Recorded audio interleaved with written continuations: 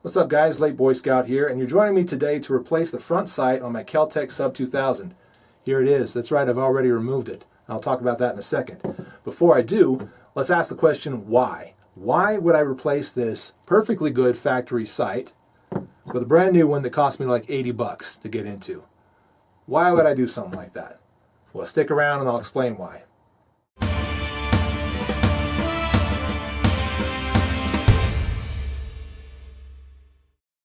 So I've demonstrated in the past that the Kel-Tec front sight actually can be rather accurate if you take your time with it and you're careful.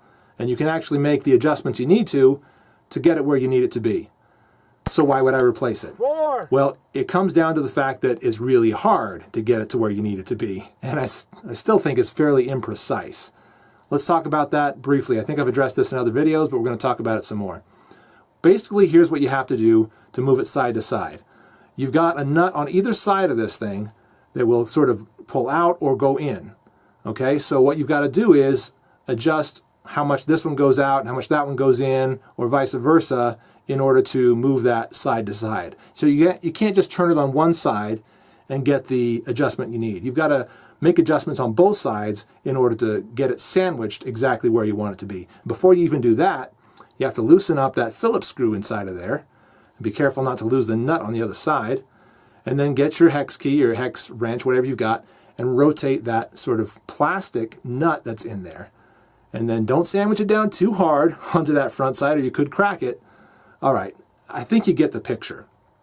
It's tedious, okay? It can be done, but it's tedious to get this front sight exactly where you need it to be, both with windage and elevation, and you can move that up and down a little bit by also loosening those up and kind of moving it. Again, it can be done, but it's tedious. That's the main reason why I wanted to replace this sight. But there's one more huge reason why I wanted to replace this with the Red Lion Precision sight. And this is it right here. Do you see that front post? If you have an AR, or if you're familiar with AR front post sights, that is the exact same front post sight that you find on an AR.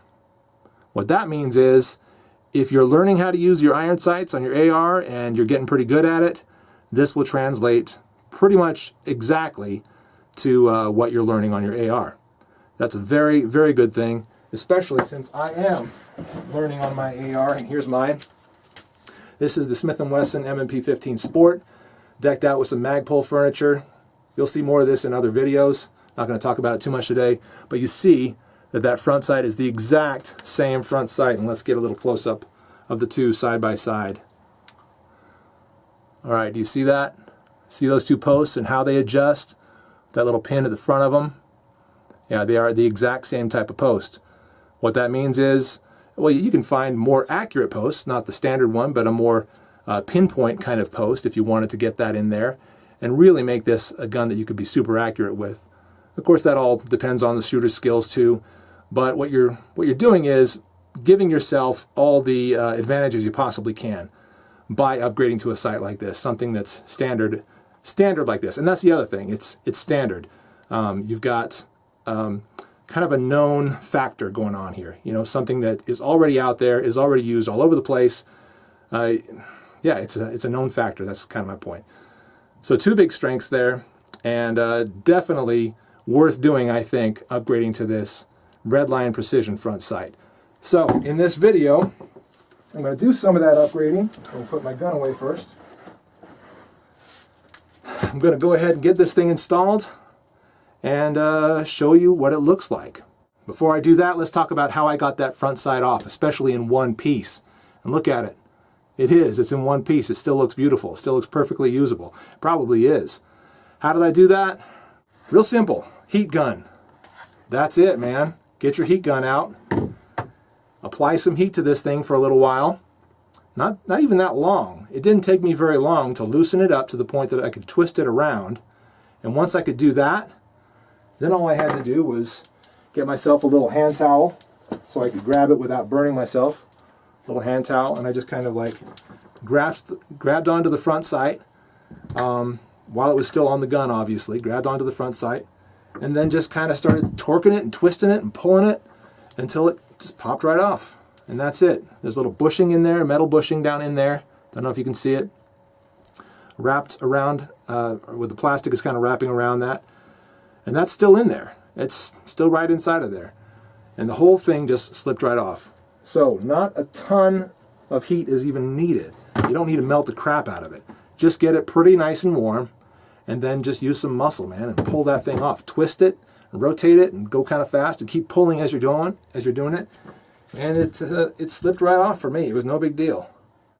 Okay, and that's what it looks like once that sight is off. You can see that there are some grooves down in there on that actual barrel. Anyway, so this is where I'm going to put that new sight on. I'll talk briefly about the version of the front sight that I got and the version of the bushing that I got to go with it. This is the bushing that does not have any kind of muzzle compensator.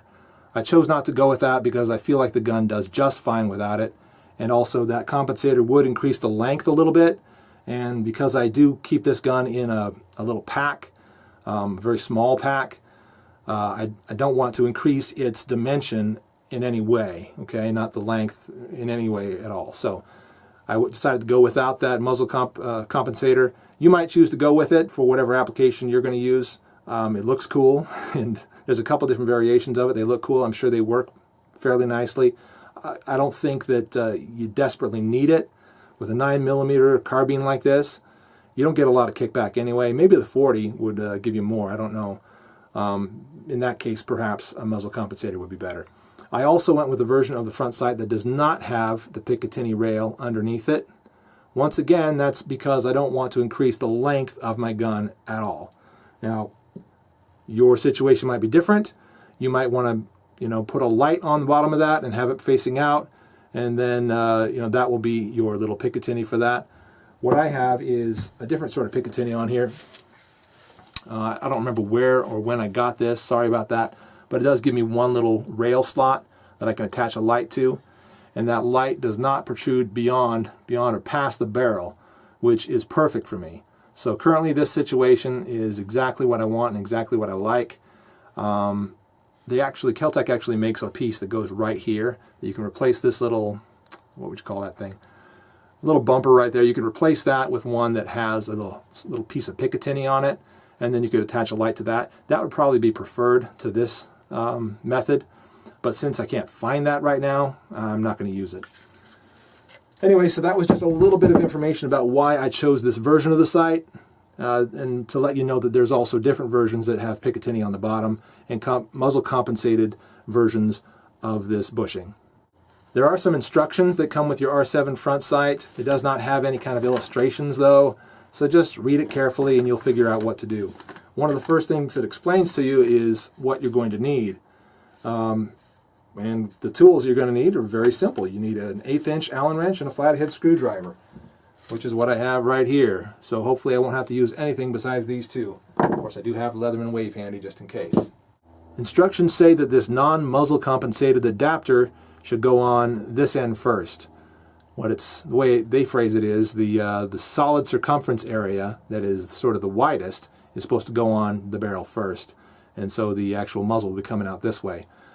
They also say that this area right here, right there, should be at 6 o'clock. So it should be, if the muzzle's pointing this way, the adapter should go on just about like that.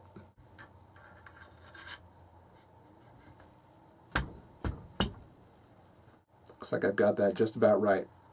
And it is on all the way to the little lip. There's a little shoulder right here in the barrel that makes it so you cannot push that adapter on any further. And now it's on all the way. The next thing to do obviously is to get your actual front sight on over that adapter. So we'll slide it on just like so, and it will just basically cover up all that area there that is meant to sort of compress.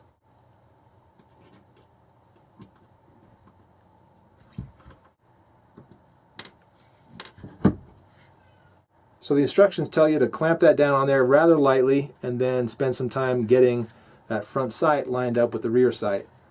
So I'm going to clamp that down just enough and then work on it to kind of get that lined up.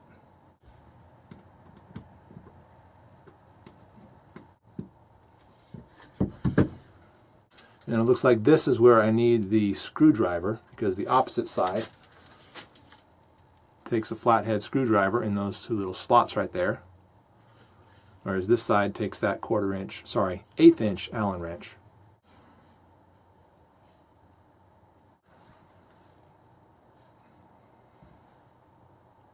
One of the other things the instruction says is to use either a red dot on top of your gun or a laser bore sighter to get those sights aligned. And if you can't do either of those two things, basically just eyeball it. And that's pretty much what I need to do, since I don't have either of those two capabilities right now. And I really truly am just kind of eyeballing it, lining up those sights, making sure that this post in the rear is parallel to this post up here, and trying to just do my best to eyeball it. I think I'll do a good enough job here, and then be able to adjust the windage on the range later on.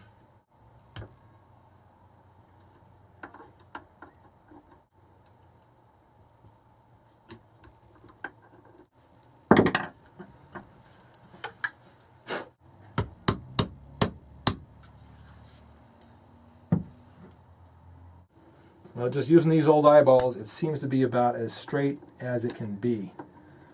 When I do take it out to the range, I'll get it as centered as it needs to be, as I can get it.